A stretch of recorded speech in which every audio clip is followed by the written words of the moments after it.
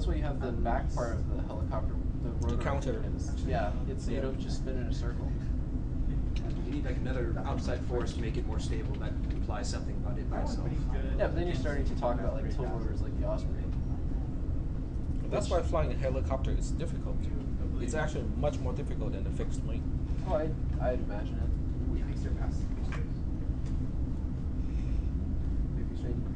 The cartoonist was just the first guys from Gemini, where it's like, pretty much, oh yeah, we want to strap you to the tip of a missile and shoot you up into space. You want to do what now?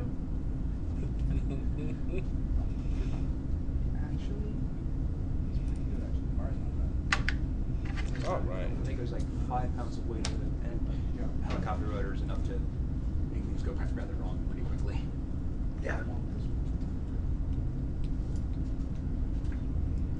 Well, I mean, the other thing that's crazy about it is that even with a plane, if something goes catastrophic, you still have a naturally aerodynamic object that you can kind of coast in. Helicopter, it's gonna plummet. Yeah. Flight gone. No question. Okay, so the class has started. I have started the recorder, and let me double check because I forgot to turn on the mic for the recording with one of my classes, not this one, but my 310 class. So it's all good. Do you guys still want me to do the microphone thing? Yes, no, sort of? Yeah. Yes? Okay, so we'll do that. Okay, so the first thing I noticed is 10 people have turned in the homework assignment out of 22 who are currently enrolled in the class, which is fairly low participation.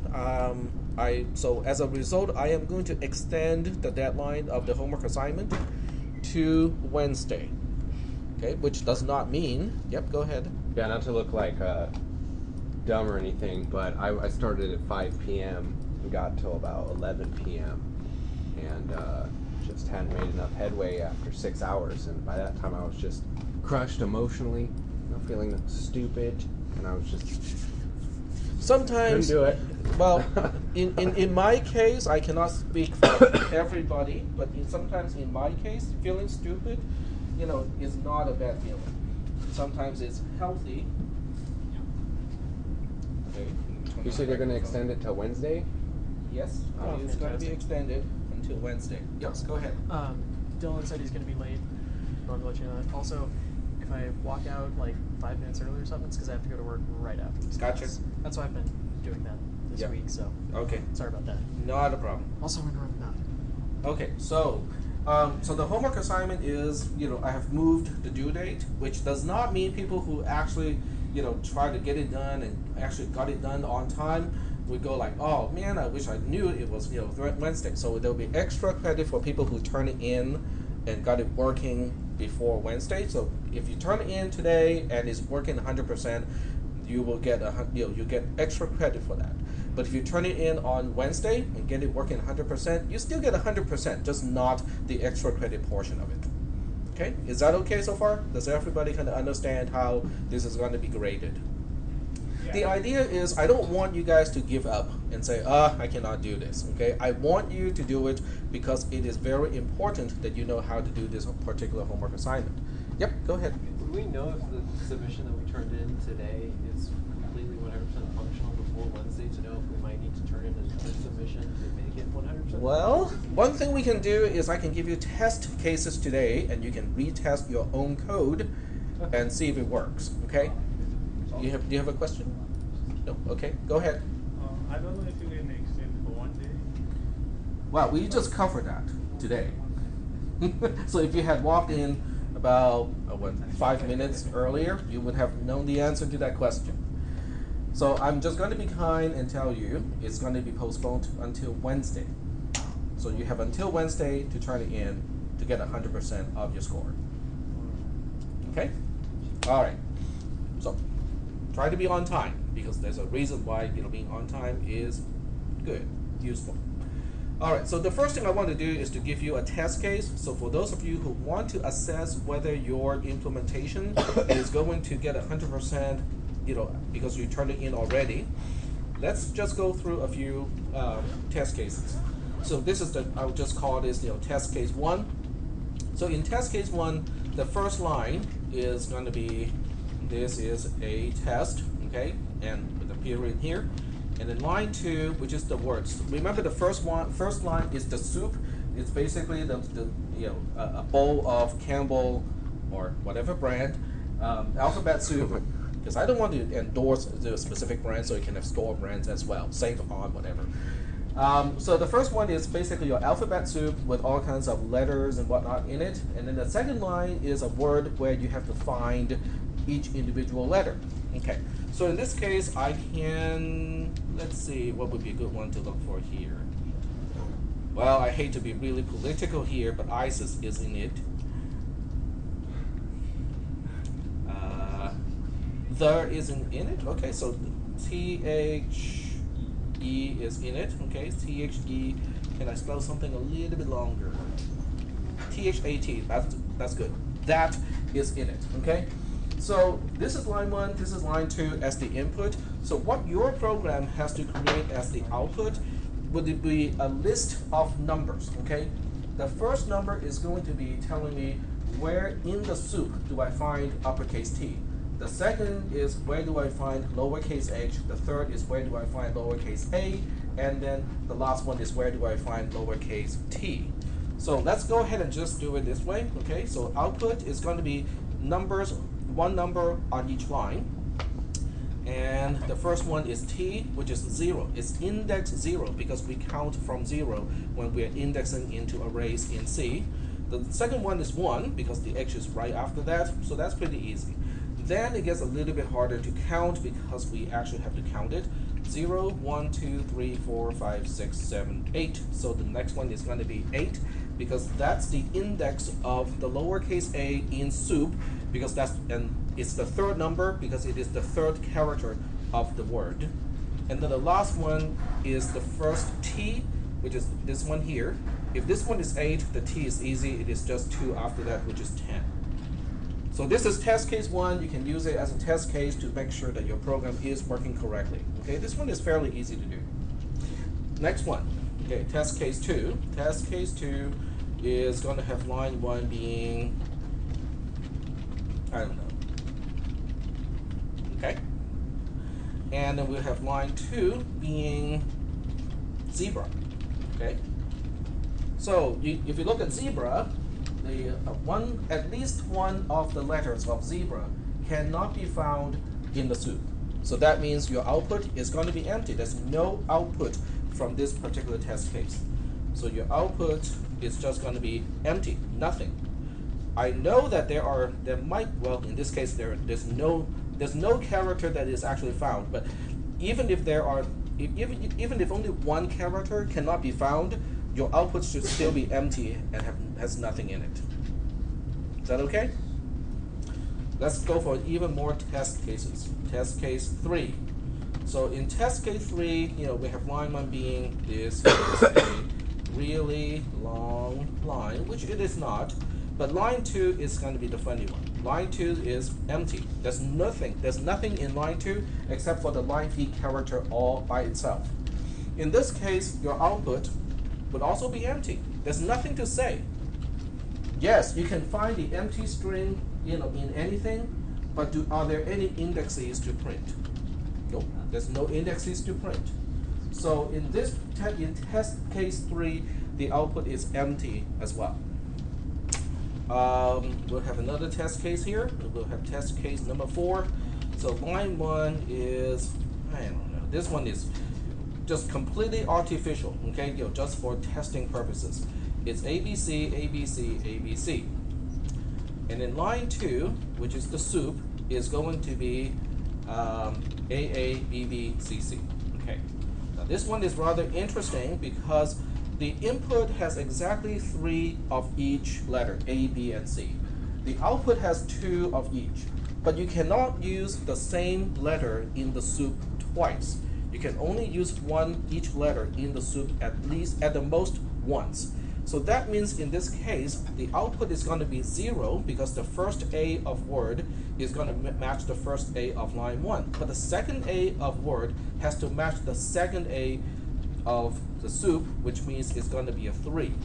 And then you have 1, 4, and then you have 2, 5, and each one has to be on its own line. That's easy to fix.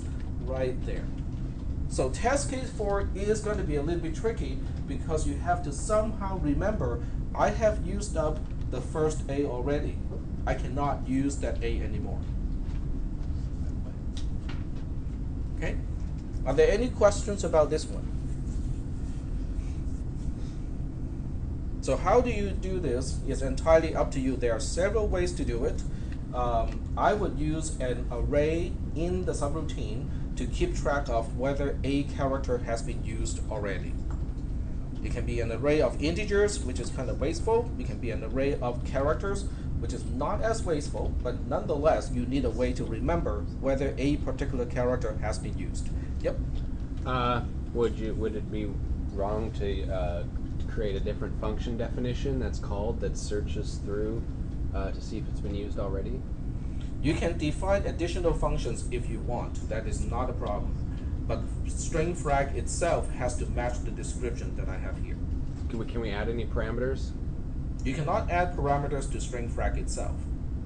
So string frag has to be, the same definition as it is in the file itself, or as it is described here with a prototype. So there you go. So your code should perform the matching logic in the subroutine with the following prototype. So there's no option of adding any more parameters to it. So it has to match this exactly. Okay. Any questions about this? But you already know that each string cannot be more than 256 characters. That restriction was something that I put into the homework assignment, which makes it easier for you to declare an array in the subroutine itself and say, okay, I just want to keep track of how many times or whether a particular letter in soup has been used. Is that okay? Does everybody kind of get this particular concept? So, it's all good? Okay.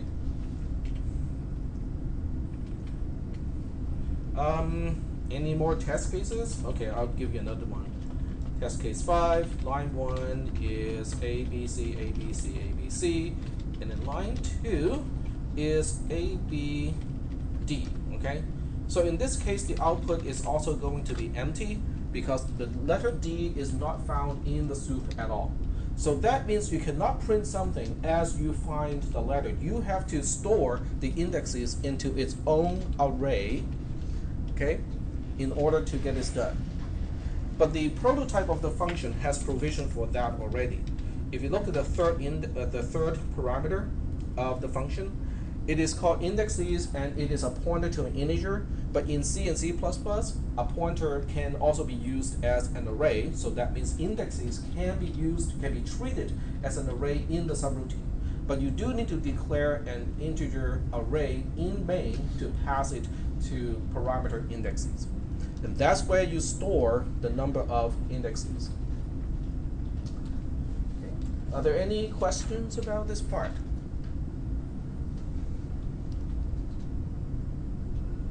No questions? Okay.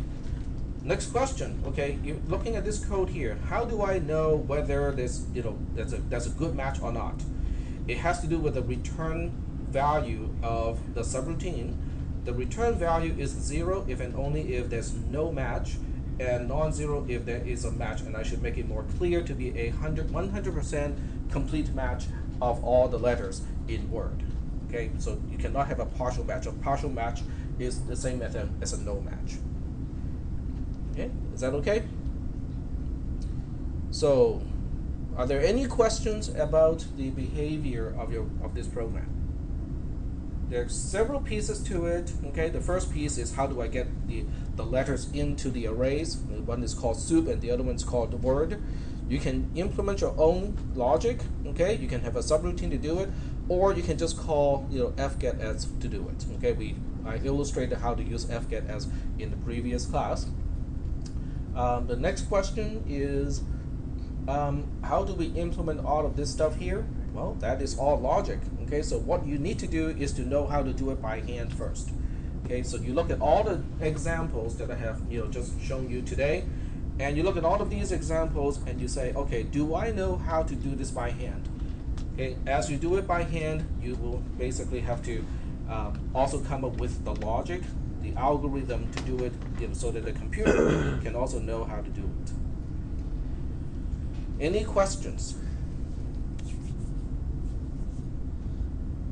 No questions? Okay. All right, so if there are no questions, I'm going to leave it here. And I probably have mentioned this, a few times already. Your brain, well, I shouldn't say your, but mine, okay? My brain is a slow cooker, okay? I'm not a quick thinker. I cannot solve problems really quick, but it's a slow cooker. What that means is you have to put in, I keep saying you, but it's actually me. I have to put in the ingredients, okay, and get started early, okay? If I want to make a particular stew, I collect all the ingredients, I put it into the slow cooker, add water, turn it on, okay? Because it's not going to be done until 12 hours later, okay? But my brain, at least, can work at a subconscious level. I don't really have to look at the problem or really actively think about it, but the brain does process, the question or the material that I put in, and at some time I just check it and go like, okay, let me just read the question of the homework assignment again to give it a stir, give the slow cooker a stir, okay? And after 12 hours, usually I have a pretty good idea of how to proceed because my brain is actually working in the background to solve the problem, okay? It is not unusual that I will wake up in the middle of the night, having a solution to something, and I have to write it down right away because you cannot remember, what you dreamt of, normally, okay? Not for long, okay? You might have about 5 minutes to remember something from your dream, okay? But I cannot just look at something like this and work on it on the fly, on the spot, and get it done. Okay, is that okay so far? Does everybody kind of understand what I'm saying? So get started early, okay? Getting started early is never really a problem because you just give yourself more time for the slow cooker to cook. Any questions? No questions? Yep. Is that the opening speech to the beginning, the Church of Programming? This is all kind of mystical, kind of spiritual programming strategy. Well, most people think, that they can only think about something when they are focusing on it, but your brain actually can work on things when you're not focusing on it. Yep. So I just realized I made a horrendous error probably from trying to do this at 6 or 7 a.m. in the morning. The function prototype, if we submitted a program that did, like it gave all the outputs that you wanted, but it didn't use that function prototype and instead used a Gordian knot of loops, then would that, like, the extra credit offset that, or should I just go with the function prototype That and go with is the a Windows very good version? question, and I don't have an answer to that. Okay, so what you can do is to turn in both versions so that, I would just choose whichever one has the highest score. Perfect. Okay? Yep. Yeah, I was a little bit confused. Now, when you say ABC, then you say line feed, then the line feed. Okay, what is the confusion? About which test case? Like when there's a line feed, when there's a space. Yes. Like this, then there's a space is, and then you continue with normal. Okay, so let's take a look at the homework assignment and see if we can spot the confusing spot. Okay, so this is your homework assignment. You're guaranteed that the input to this program consists of 2 strings as follows. Each string is terminated by a single line feed character, but that's from the perspective of the file, okay? Each string may have up to 255 characters, not counting the line feed character. So not counting the line feed, you can have up to 255 characters on each line. So I will initialize 256, right? Supposed to include the line feed. Okay, let me just continue to read this. Your first task is to read the strings into arrays of characters in your program. You can choose to do this using your own code, or you may learn how to use fgetS to read in the strings. You can Google the documentation of fstring. For the sake of this assignment description, the first string is named soup, and the second one is named word. After each string is read from the standard input file, it must be null terminated, and the line feed character must not be stored as a part of the string. Yeah, So what do you do? that's where I'm a little bit off. Huh? That's where I'm a little bit off there when it should be terminated, but now. Okay, but where is the confusion? A confusion usually means there are two or more ways to interpret something, and you do not know which way. So tell me what are the options, and I can help you clarify and say no, I meant this and not the other two. Yeah, if it's a continuous, like in continuous characters, then I can be able to pick out maybe like, let's say I have A, B, C, and then I can be able to pick out maybe the location where it is. But when there is a line feed now, that's when No, the line feed is not supposed to be stored in the string. The line feed is in the input file as the standard input. It is in the input file because you have to open a new line in an editor. But when you read the strings, when you read each line of the input into a string, into an array of characters, the line feed character should not be stored as a part of the string. Instead, you should use a null character to mark the end of the content of each array. Okay, so there's an example right after that. Yep, go ahead. Should it specifically be a null character at the end of it, or could it be null characters in the rest of the array? It can, well, okay, the only requirement is the null character has to be right after the last character that is a part of the content. Okay. Now, whether you have gibberish or other null characters after that, we should not even care. Okay, gotcha. So the minimum requirement is this part here. So if the input file has ABC, a line feed character, DEF, and then another line feed character, then the way you read into soup and word, respectively, is going to be, these are the four characters in soup. You have to have A, B, and C, and then a null terminator after that. And then for word, same thing, okay, DEF, and then a null character to terminate the content of the second line. But in either case, in both cases, you can see that line feed or ASCII tag is not stored as a part of the array. So is that okay? Okay, excellent. Alrighty. Any other questions regarding the homework assignment? Okay, I'm going to leave this here because if you have any additional questions, I can go ahead and answer those questions. And by the way, I lied. I did not actually need a slow cooker. Okay, this is what I did when I was in college. ACM.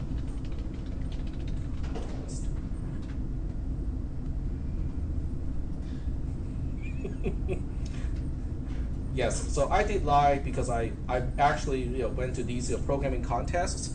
I won the one at San Francisco State University, and then the team went to Stanford to compete with other regional teams. This is a really fun thing for people to do. If you are good at coding, you might want to consider joining a team when you move on to a 4-year university. Yep. How would you recommend practicing outside class? Say How would you recommend to practice outside class? Practicing coding? Give yourself projects.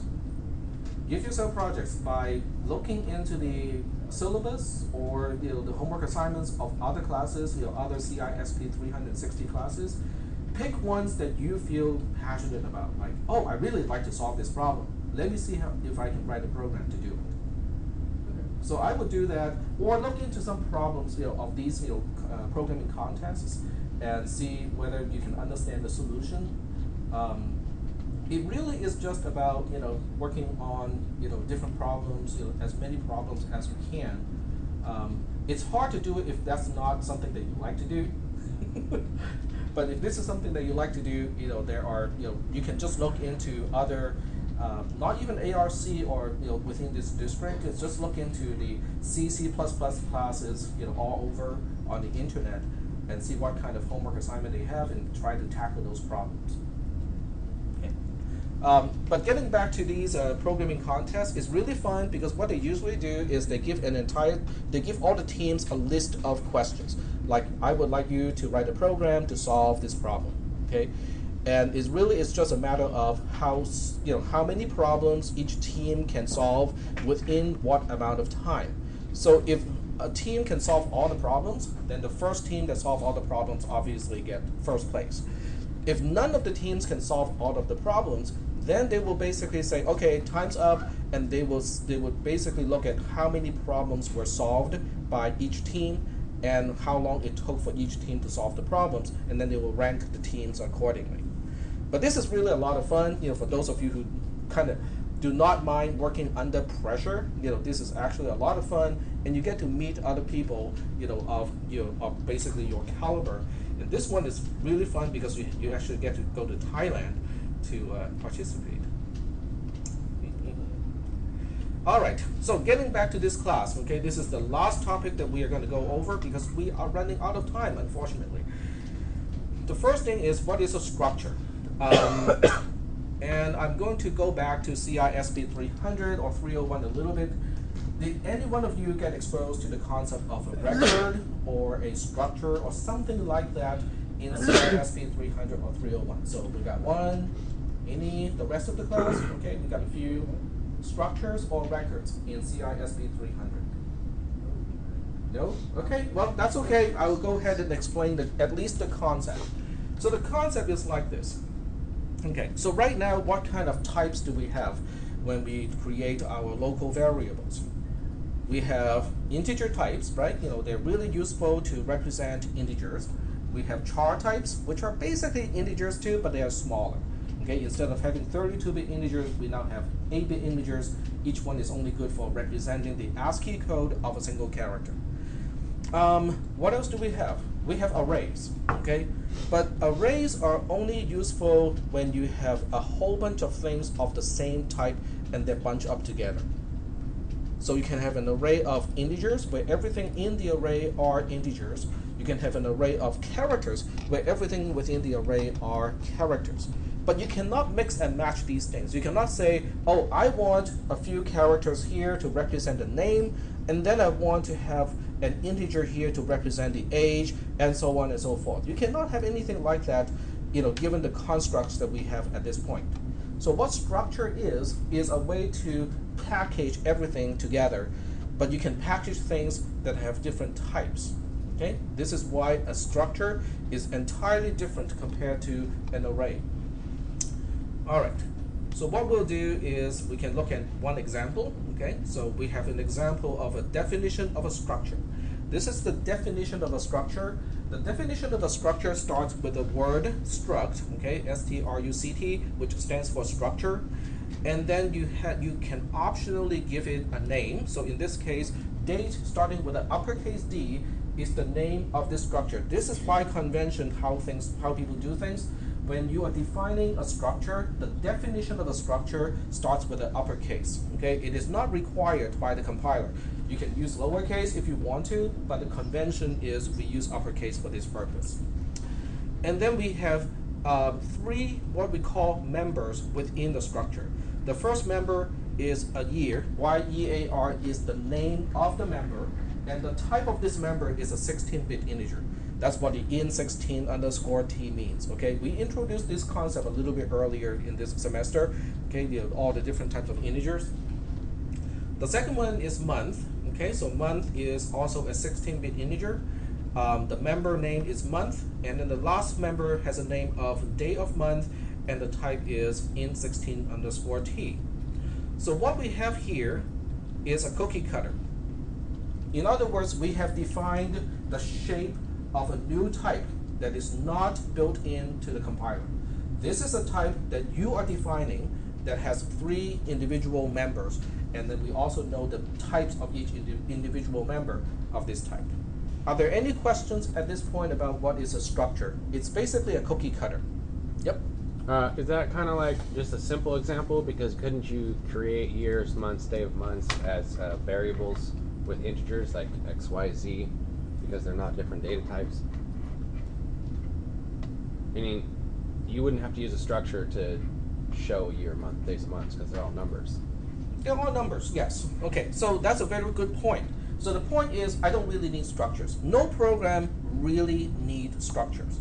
Okay, so why do we have this particular programming concept, and why is it even important in programming? Imagine this. Okay, let me see if I can find an actual form in this classroom. Sometimes they do, and sometimes they don't. It looks like they have cleaned up.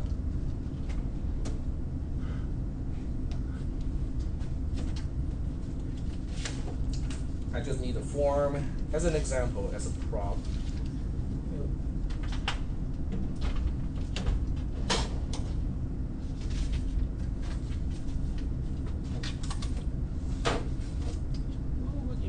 and then there will be no form here.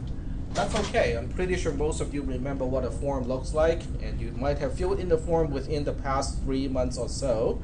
Okay, so I'll just give you a picture of a form instead. So I'm just going to give you a Osprio's registration form and see if we can find the image of that. Oh, they're all online now.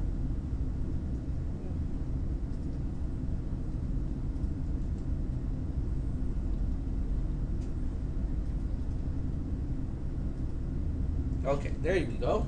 So you can just kind of imagine this is not a online form, and well, you can still, well, okay, imagine this is not an online form but a paper form, okay? So this is a paper form. You have, a field called date, a field called semester, student ID, name, and obviously with name, usually you have first name, last name, middle name. You have email, and so on and so forth, okay? So imagine this is a form that you are filling in, okay? And imagine this is a form that is not on a piece of paper like it is now. Instead of a single piece of paper with all of these fields and empty space for you to fill in something, I'm going to make one little slip of paper only for date, another little slip of paper just for first name, another little slip of paper for last name, another slip of paper for student ID, and so on.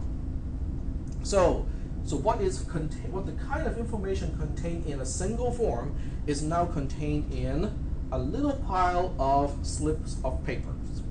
Is that okay? Do you have that mental image in your head now? Is that okay? That's what we are now. Okay, we have very, very basic types in programming, and each type can only take care of one kind of thing. So that's why we have all this entire little pile of little slips of paper. Can we work with just that kind of a form? Okay, one little strip of paper for one single field of information in a form. The answer is yes, we can do that. Okay, what happens when you run into another student and both of you go like poof? All the little strips of paper get scrambled. Well, then you have to look at each one and say, is that yours or is that mine? Now, certain things are pretty easy to distinguish, first name, last name, that sort of thing, unless, you have two, Joe Smiths, running into each other, then it gets a little more difficult to deal with. But it is very easy to accidentally pick up the wrong slip of paper. Is that okay?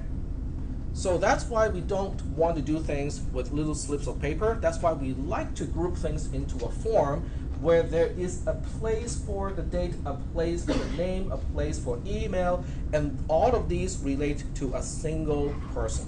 We package all of these related stuff into one single thing, and it relates to one single person. And that's the whole idea. It's just a packaging mechanism. Is that okay? But don't we already have some kind of packaging mechanism with arrays? The answer is yes, okay? Arrays are a packaging mechanism, but it's different from a structure. So I'm going to show you some examples, that really should illustrate the concept. An array is basically a box, okay? A box of boxes, okay? And see if we can find some images in here. The first one is not bad. We'll use this one. So open link in new tab and just view the image. Okay, so right here we have an array. And you can see that within an array, everything, the bigger box is the array. Each smaller item inside the array is an element. What do you notice about the elements? They're all the same shape. They all have the same dimension. Is that okay? So when it translates to programming terms, it means inside an array, all elements must be of the same type. So you can have an array of integers, but then all elements within an array are integers, okay? You can have an array of characters, then each element in the array is a character, okay? But you cannot mix and match stuff, okay? Well, it is still useful, but it doesn't serve the purpose that we are dealing with, which is the purpose of a form, which group things of different types together. So now we'll take a look at another picture, which is also a physical packaging kind of thing, but it is of a different nature. Blister packaging. Look at images, and I have to look for one that packages different kind of stuff into one.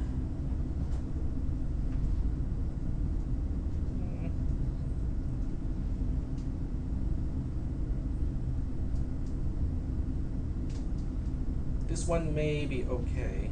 Yeah, it is okay. Let's take a look at this one. All right.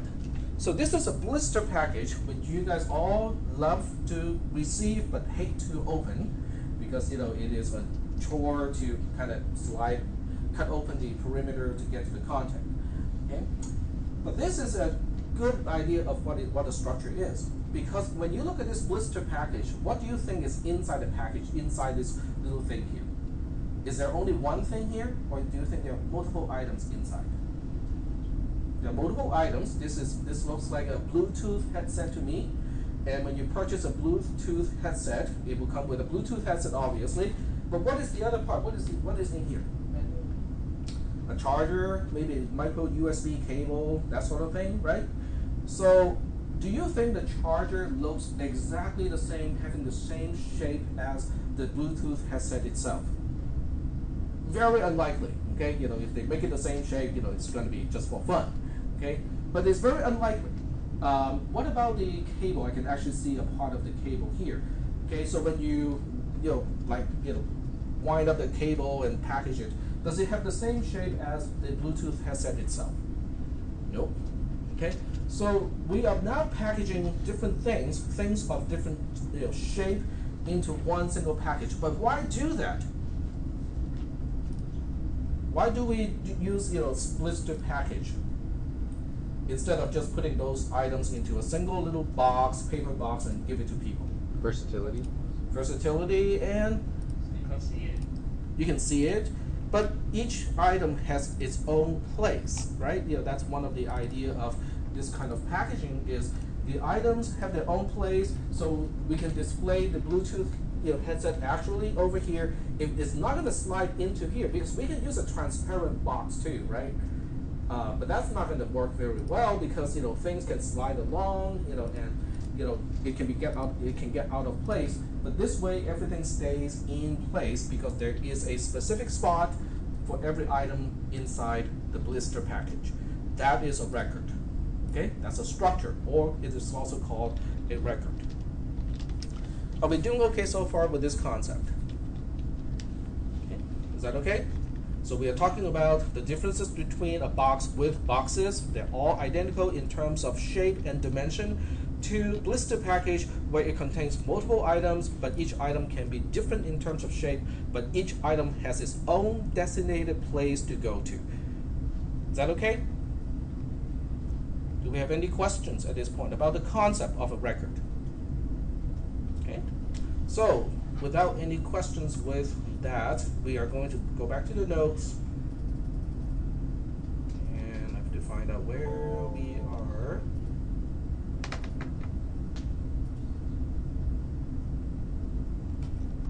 Okay, we are here. Okay, that's good. All right, so what you should notice is this date here is what we call the name of the cookie cutter. If you think about variables, okay, each variable is a little bit of a cookie. Okay, can you eat a cookie? Well, assuming you're not diabetic or you have allergies to eggs or dairy products and whatnot, yes, you can eat a cookie. Can you eat a cookie cutter? If you're a bender, you may be able. But since most of us are not bender, or if you were a bender, you probably would not self-identify and say, I am bender. So unless you're a bender, you cannot eat a cookie cutter. Okay, what is the difference? What is a cookie made out of before you cook it? Cookie dough. Okay, and what do you think is equivalent to cookie dough in programming? If we look at each int, if we look at each char, each array of int and each array of char as a cookie, okay? What do you think cookie dough, what is equivalent to cookie dough? memory of your computer. Okay, that's the resource that you need to make cookies. Is that making any sense? Is that okay? All right. So you can basically say that C and C++ has some built-in and supplied cookie cutters. Int, int, or lowercase, is the name of a built-in cookie cutter. What kind of cookie does it cut out? Integers. Okay. What about char? It cooks out characters, right? Characters, chars. What about arrays? Well, an array is kind of like a cookie cutter that has multiple individual cookie cutters in it. Okay, so you're making, a long cookie that can basically break out into smaller cookies. You can kind of visualize it that way. Is that okay? Okay, so if that is the case, I'm now going to claim that this is the definition or a new cookie cutter. It's a new cookie cutter, and it has a name called date, because I need to go back and say, hey, I want to use this cookie cutter to cut out 2 cookies. But nonetheless, the way it is right now with only this definition is not using a single ounce of cookie dough, because we are just bending the shape of a cookie cutter, but we are not cutting out any cookies just yet. Is that okay? This is just making a cookie cutter. Okay? But what we can do with this is something like that. Okay, so when you look at this program, just kind of ignore these lines. Well, I guess you cannot, but we can look at this program. So this is the same code that we have looked at a little bit earlier. We are defining a cookie cutter. The cutting out of a cookie is right here on line 12. On line 12, this is equivalent of telling the compiler and say, hey, I want to use the cookie cutter with the name uppercase D date. Okay, here's your cookie cutter. What do you want to do with it? I want to use cookie dough, so I'm going to stamp it on a piece of cookie dough, and whatever piece I cut out, I call that cookie lowercase d. So lowercase d refers to the cookie cut out using the cookie cutter called date in this case. Are we doing okay so far at this point? Are we differentiating which part refers to the cookie dough and which part refers to the cookie cutter? Okay, very good. So what can we do with this cookie? Remember, the name of the cookie is not date. The name of the cookie is D.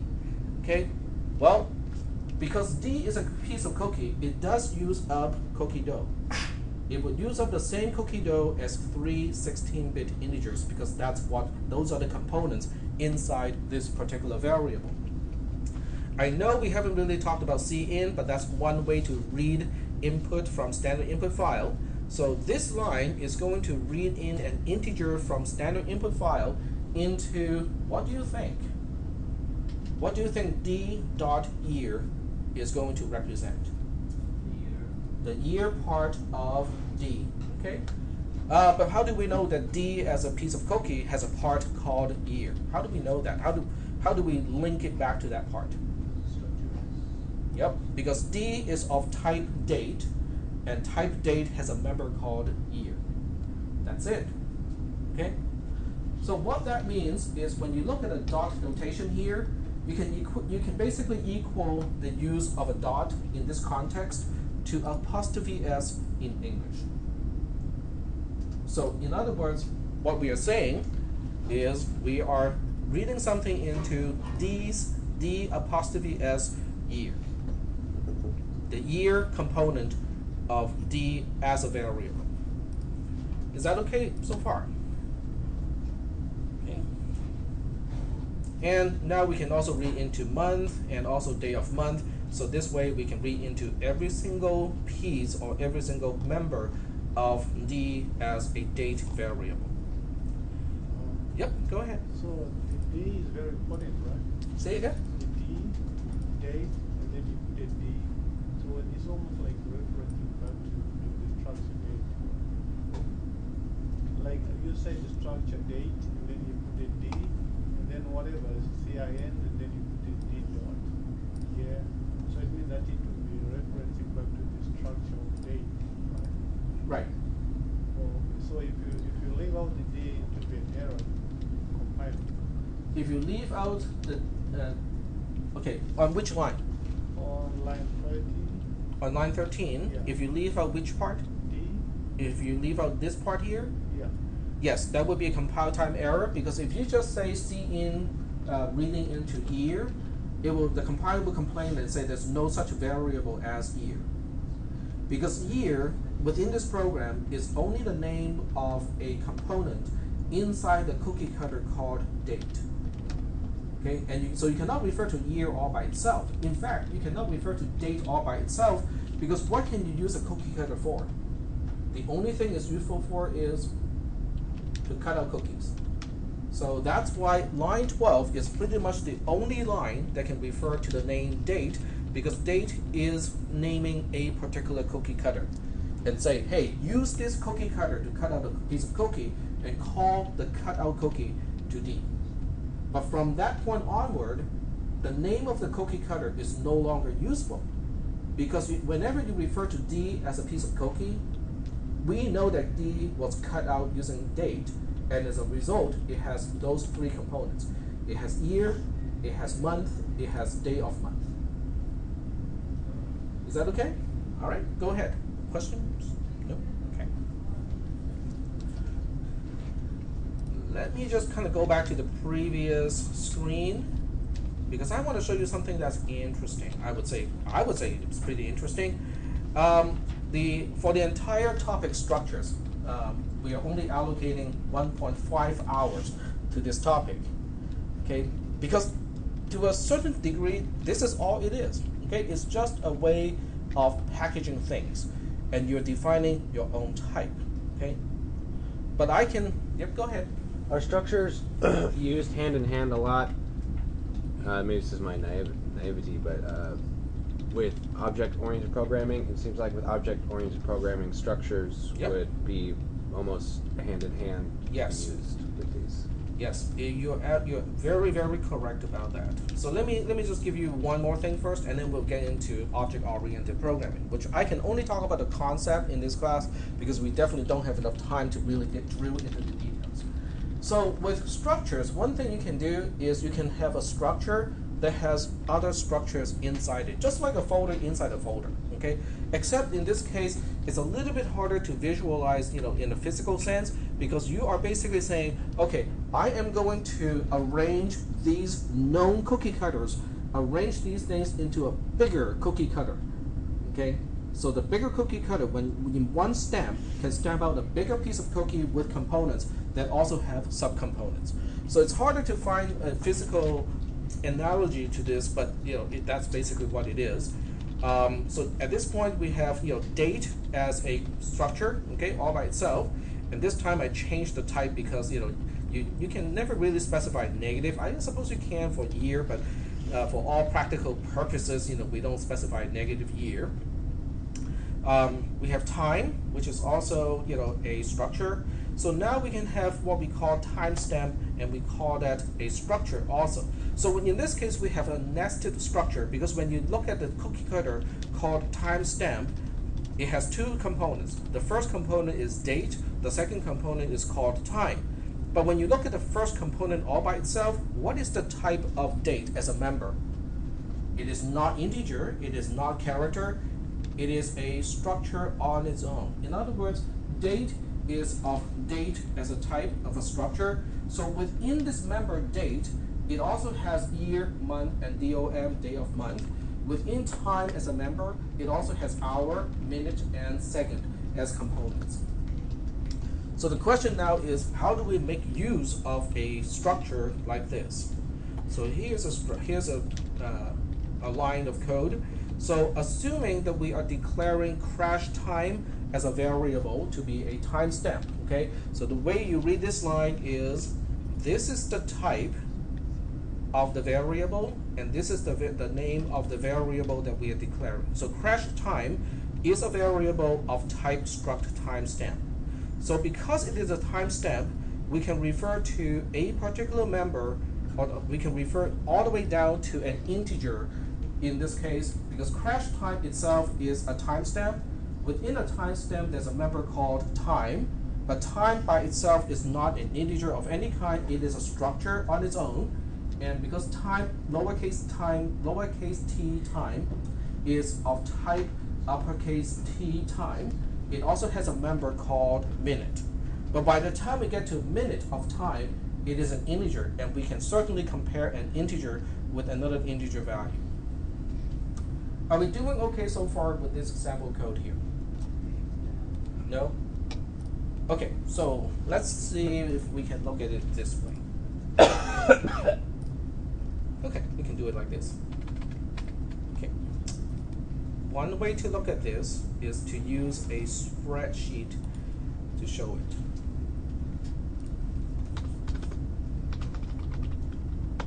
Okay, so I'm going to use a spreadsheet to define the structures. Okay, now remember, this is defining the template. This is defining the cookie cutter itself. The overall structure is called timestamp. Timestamp is the name of the overall type. Okay, this is the overall structure. But within this overall structure, this is going to use up 6 cells. The first 3 cells of this particular structure has a name. It is a member. It's called time all by itself. The time is a of type time here. So let me see how I can do this. Okay, time struct time. Okay, there we go. It's going to use up 3 cells, and then the other one is struct date. I might have the order reversed, but the concept is still the same. So within a struct time, it has 3 members. It has got hour, second, oops. Did I forget something?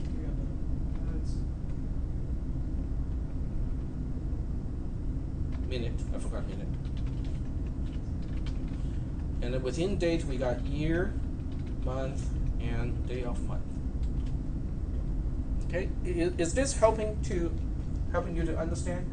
So those are just, because what is before is the timestamp dot time dot, what was after that?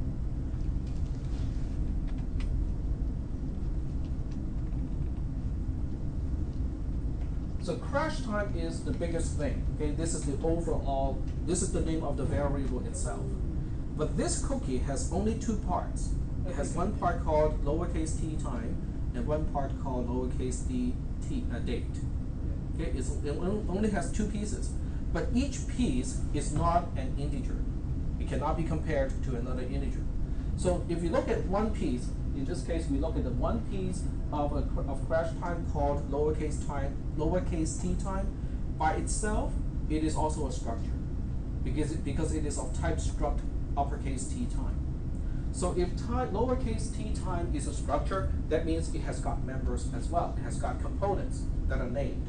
One component inside a uppercase t time structure is minute. And that's by the definition that we have shown earlier. Minute of time is an integer. And we can now compare that integer to 60. Yep. So, crash time and the time is just the labeling of The cookie cutters. of where it's basically the directions to the cookie cutter specifically being used, because when putting structures inside structures, you need to be able to have an address back to the specific cookie You need to have cutter. an identifier. Right, back. So minute is just crash time minute is only using the small cookie cutter minute out of the structure time, right? Well, let's do this. Let's do a timestamp. I just don't understand why you're using timestamp if date isn't being used. Oh, that's just as an example. Oh, okay. We are not using that one. It's not practical. is what Well, you're no, I don't need to use up every single thing to illustrate how to get down all the way down to an integer. But what I do want to do is to show you this. So I'm going to define this entire structure thing. So we'll define date as, excuse me. I'll just use integer in this case. It's a little wasteful, but it's okay. So we've got year, month, DOM, day of month, and then we have struct time, that has hour, a minute, and second. Now we have timestamp, which has a member called, I'm just going to say struct date D, so this way I can refer to member D as opposed to member T of this particular structure. All right, so according to this, at this point, have I used up any cookie dough yet? No.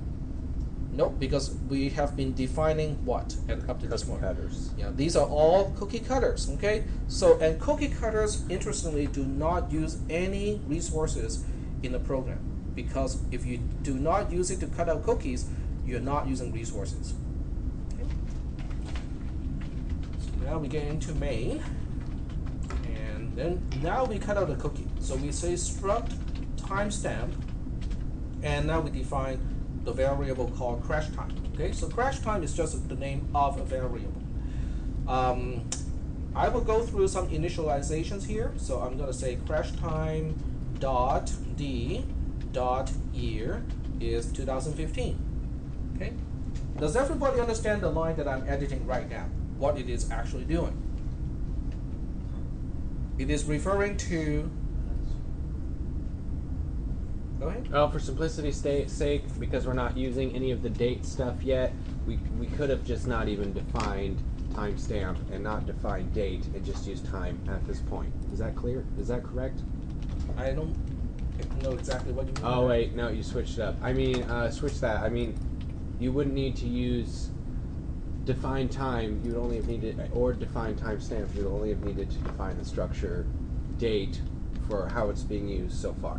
Is that correct? That is correct. But Okay. crash time, needs both components. So month, and then we have day of month, which is today is the 7th. And then now we have to specify the time, when the crash actually happens. So the hour is 14, and it's 1400.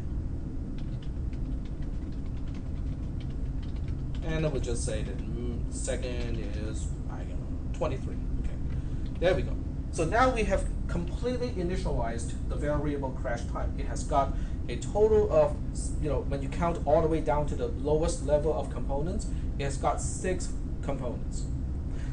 And this is it, okay? Well, maybe not, because I don't want to illustrate something else, okay? So let's just say that we have another struct date here, okay? For some reason, it is, today, okay? I call the variable today. It does not necessarily have to represent today. So now, if I want to remember what is today, I can actually say today is crash time dot d. That will work. Okay? Can everybody see that the types are matching up with this assignment statement? Because with any type of assignment statements, the type of the left-hand side and the type of the right-hand side either have to match up exactly, or the compiler has to know how to do the type promotion or to do the coercing by itself. So in this case, what is the D component or the member D of crash time? What is the type of that? It's a date, right? Uppercase D date. What about today? If you look at the declaration of today, it is also of the type uppercase D date. Yep. So that's why the types match up, and now it is helpful because I don't, instead of having 3 assignment statements to copy each individual integers over, I can have one single assignment and it copies all 3 members together at the same time. Yes, go ahead. On the crash before the variable is saying when it's equal to this crash program, it says crash time, or is this just reporting? It's just reporting, it's just recording. Yep. Yeah, I'm just using this as an example. So if you have a program that can detect the crashing of something else, you might want to initialize that. Yep. And you're at liberty to, when using the header crash time, at liberty to use one or all of the types of cookie cutters that you have defined, right? So crash time D is only using the group date, but it could say crash time minute and only be taking I'm sorry. You cannot refer to crash time minute. You have to refer to as crash time t minute, because minute does not belong T to minute. crash time itself. It Okay. belongs to the member t of crash time. Okay. So you have to observe how the entire thing is structured. You cannot get down to just minute all by itself. Unless you define it, put T in there, right? Crash time. You have to dot put t like the way it is here. Okay. So, and then the next thing I'm going to do is to compile this program. So test cpp. Oh, and it's complaining about main not having a return at the end. There we go. And GDB test. Because I want to show you what it looks like here when we run the program. So we'll put a breakpoint on line 27, run the program. Now we're on the first line that really matters. So if I print crash time, it shows you the entire structure of crash time. It shows you that crash time is going from this open curly brace to this closed curly brace, the last one, okay? But using the curly braces to help understand how things are grouped, we can see that crash time only has got two members. The first member is D, which has a whole bunch of stuff inside it, but nonetheless, D is one component, one member of crash time. The other member of crash time is T, which has a bunch of stuff in it too, but nonetheless, from the perspective of crash time, T is the other component, the other member. So when you count the number of components or members of crash time itself, how many do we have? 2 or 6? Crash time has how many members? 2. 2. Okay, it only has 2 members. It's just that each member has additional members. So the member D itself is broken up into 3 members by itself. So D has its own member of year, month, and DOM, day of month. They are all kind of gibberish at this point because they are not initialized. All local variables are not initialized. Do we have any questions about this slide here? Okay, this part of the output of GDB. No questions? Okay. So if there are no questions, I'm going to single step through maybe 3 lines, okay? And then we'll print out crash time again. And what do we get? We see that the D part, the D member of crash time, which is of type date, is now updated so that the year, month, and day of month match that of today. Well, that's because of the way we initialize it. Is that okay? Now, print can also deal with each individual member of a structure. So you can say, I don't really care about the entire crash time. Just show me the D component or the D member of crash time. Not a problem. We can certainly do that. If you only want to focus on the year of D, you can also do that. Are we doing okay so far with the concept of a structure? It's just personally, it's a lot easier to intuitively understand because it makes sense, which is kind of how life works, I guess. It groups logical. It groups more like life, kind of, and because arrays are just like quadrants with dimensions, and it could have rows and columns plus a Z, which They is are both 3D. useful. Yeah, but one's just easier to kind of, for me at least, comprehend. As structure is easier to comprehend than the arrays, which is a little more arcane. Well, arrays are useful for algorithms, whereas structures are used for encapsulating small things, so that you can refer to one thing as a big thing instead of refer to individual parts of one thing individually. Okay. Are there any questions about this part of structures, or the concept of a structure? That's pretty much it. Okay, this is pretty much what structures are, which doesn't seem to be a big deal, but this gets into the concept of object-oriented programming. Yep. How do you share structures between like projects? Because I'm sure you could come up with like Yes, you can. Okay, the key to do that, okay, let me just go back one level, because I want to show you the key is how you use header files. Okay, you guys still remember the pound include stuff? Okay, so you can put certain definitions within a header file, within a pound include thing. So in this case, okay, let me go back to this example here. So let's just say that the way we define a date and a time and a timestamp is useful, and I want to use it across multiple projects, okay? Because that's what you're asking, right? Okay, so what we can do now is to say, let's make a header file for that. So timestamp.h, I would define it as a header file. Now the extension .h is just conventional. You do not have to use a .h as an extension of a header file, but that convention has changed multiple times, unfortunately. And we have timestamp.cpp. So I'm just going to be lazy here and just copy a few lines.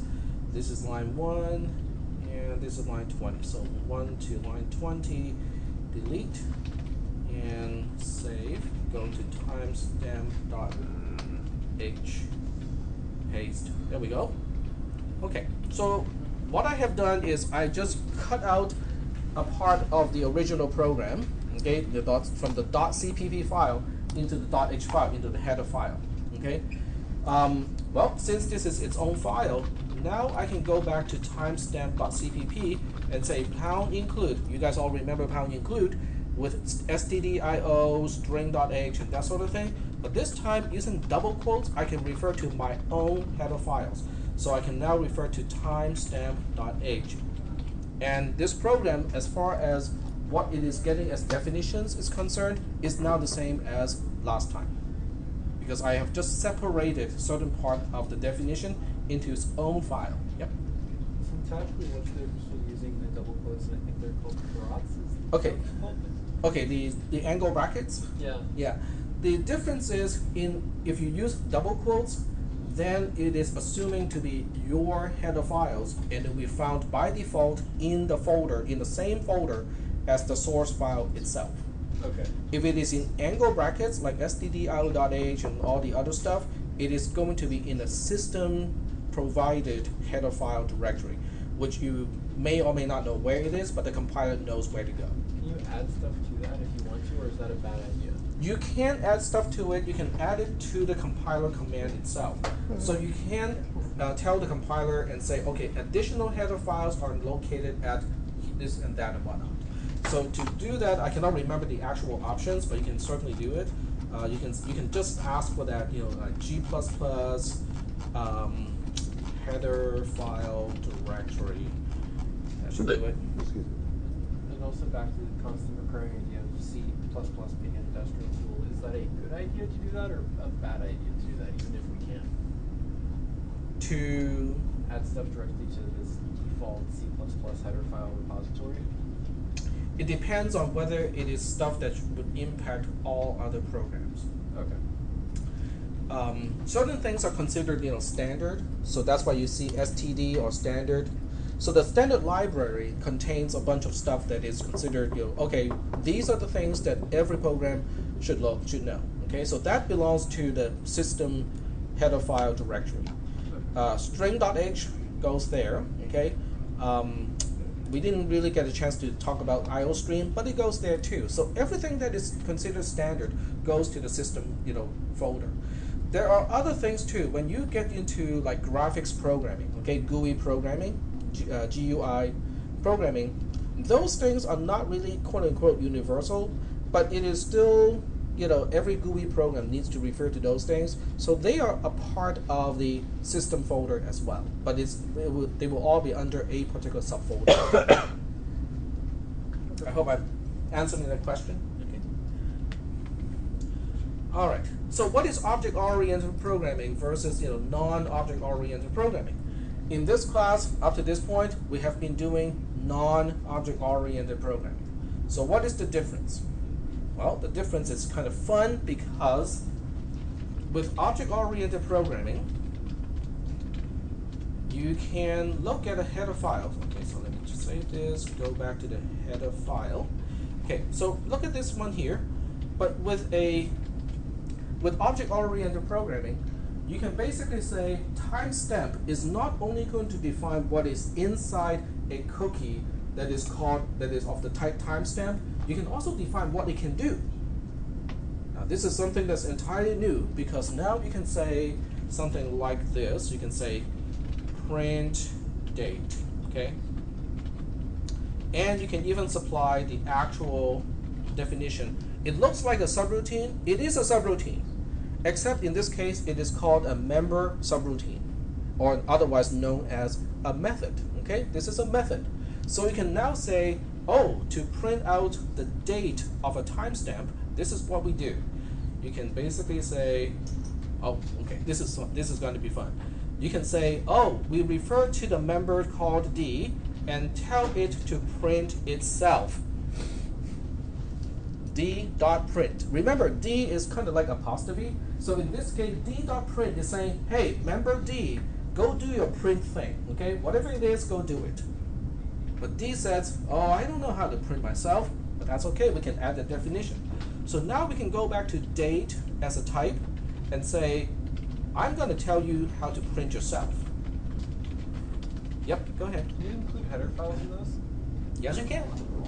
Header files can embed other pound includes, Okay. which comes in very handy, obviously. Because in this case, you are absolutely right. We kind of need this, right? Don't we? Because we're going to have printf. So we're going to have printf, you know, %d/%d/%d \n, and now we can designate. Now this is the fun part. We can say year, month, and DOM without. Yep, go ahead. But that header file wouldn't it carry over to the other program It that would. you're working on? It would actually. It would. Yes, it would. Okay. Because everything that is pound included, it is as if it is a part of the source file. Okay. So doing this means in the actual program, it is as if it has pound included standard I/O as well. Does that mean you could have contradictory includes without necessarily realizing it? Potentially yes, but you can pound include most proper header files multiple times without a problem. So if I do this twice, it's not going to cause a problem, because it knows that it has been pound included already. So the second time you do the pound include, it will just say, it's already done, and it won't do a single thing. So this is okay, it's just redundant. It's not necessary, but it's not going to cause a problem either. Now I do want to focus on one thing. Yes, go ahead. I've heard with structures, members are public by default. Yes. And our objects, is it private by default? Or? Yes, but that's the only difference between the struct and the class. So when you guys move on to cisp 400 and you say, and the professor will teach you, oh, this is a class, yada, yada. A class is really a structure with more restrictions. That's it, okay? But the concept, the main concept, I know we're running out of time, but the main concept here that is most important is this part here. First of all, you can define a subroutine within a structure. So you're not only saying what are the components of a particular thing, of a particular template, you can also say what it can do. Okay, it is a change or a shift of perspective. Okay, and also important here is if I refer to year, whose year am I referring to? Because it doesn't say something dot year, it is just saying YEAR year. So whose member year are we talking about? The answer is mine. But who's me? Well, you are an object or a variable of the type date. Yep. Where would that print in the program if it's running the compiler? You will have to run. You have to call it. Or you'd have to call it. How Yeah. would you would just call print by Yep. itself? Yep. So if I go back to this program here, and I can insert one part here, I can say crash time .d.print. Just do what you want to do. Yeah. So from this perspective, it is actually pretty clear whose year, month, or year am I printing here, because print is associated with member D. So we are actually printing the year, month, and day of month of the member D of crash time. This is the shift of object-oriented programming from what we call procedural programming. Okay. Are there any questions? It really is just a shift of perspective. We are still doing pretty much the same thing, except we don't have to pass parameters because it is implicit. Are we doing okay so far with this concept? we are not going to focus much on object-oriented programming in this class. One, we are out of time for one thing, and two, we have cisp360 just to look into object-oriented programming. Yep. Will we have another homework assignment? I can give you one on Wednesday because most of you are still working on the current one. So on Wednesday, I can give you another one that is using arrays, but I don't want to give you guys anything about structures. So, and then the week after that is more class time? Nope. We have our last class on Wednesday. Then how will you give us homework to do? The homework will be due. We won't meet again to talk about it. We'll just have it. I can put it on YouTube. Oh, okay. We are pretty high tech. Have you talked about what the final's going to be at all? Sorry? Have you talked about the final at all? Nope, we have not talked about the final at all. The final exam, okay, first thing is find out what day it is. I cannot remember, and that's why I put it in the syllabus. Monday next week. Is Monday next week? All right. Don't we have? Are we going to go over practice exam problems for the final? On Wednesday. Oh, okay. Yep. So on Wednesday, that's what we'll do. Yep. Will it be open notes and all that? Yep. Same as all your previous exams. Open book, open notes. But not open computer. So you cannot use computer or anything electronic. I will bring my bag of calculators. I don't think you will need it, but I will bring that anyway. But go ahead. So because it's so close to exam 2, is it pretty much going to be the same material and maybe some stuff added about array? Like more Yes, about array will be in the final exam. That will be the only addition to the previous exam. Okay. So we will definitely use arrays and pointers. Pointers will be kind of heavy duty this time. So you make sure you understand the pointers. Sorry? What percentage It of the grade will is it be? 2 hours. Sorry? What percentage of the grade will it be? 20%? 40%. Okay. 40% of your grade is based on the final exam all by itself. I'm pretty sure I put it here. Let me Yeah, you just scrolled past it. Yeah. Yeah. But what about a date? I thought I put a date in here too. I guess I forgot. But it's based on the same final exam schedule. So if you read the final exam schedule, it is that it's based on that. Did you pass back our second exam? I have it all along with me, but I have not passed it back because I keep forgetting. Let me turn off the microphone. I don't need this part to be recorded.